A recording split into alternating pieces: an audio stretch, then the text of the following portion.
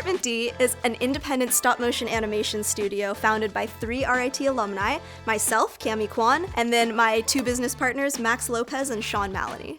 The 3 of us went to school together, but Sean and I were in the same year. In our junior year, I reached out to Sean to do a film together. So since then, Sean and I have been making things together.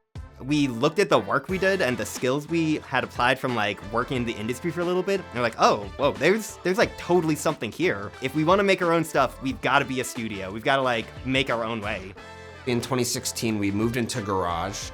We met Cami and brought her into the mix, and shortly after that, we were up and running. Owning our own studio means that we can push the limits of what we're able to do. We get a good amount of influence over how the stories are told and like what those stories can say. And I think the more that the 3 of us work together, the more we realize that the 3 of us are like incredibly earnest.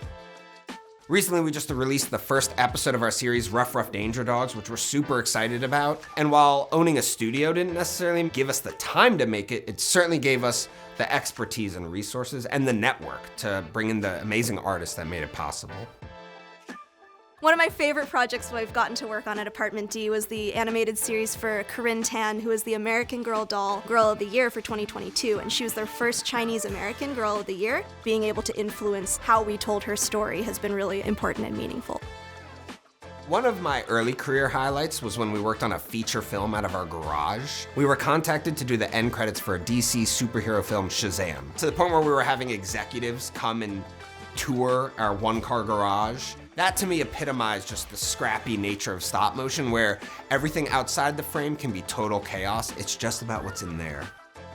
What I really liked about RIT is that it put an emphasis both on the creative aspect of art and also the practical aspect.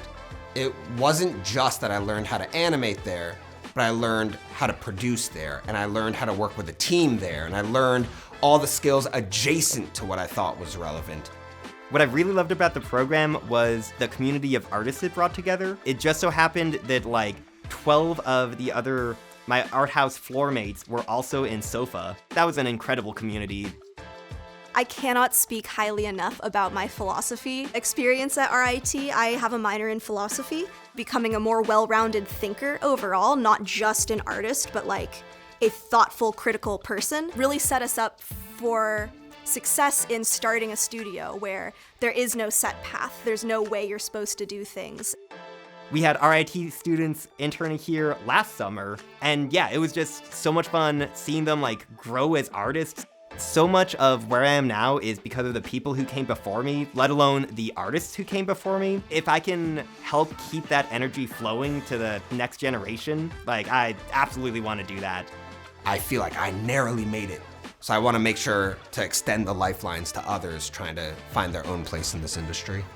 It's so important that we as artists create that community where we are in touch with each other and rely on each other. And so that for me is just like existentially important for myself, where I am now, and for like the students where they're going to be.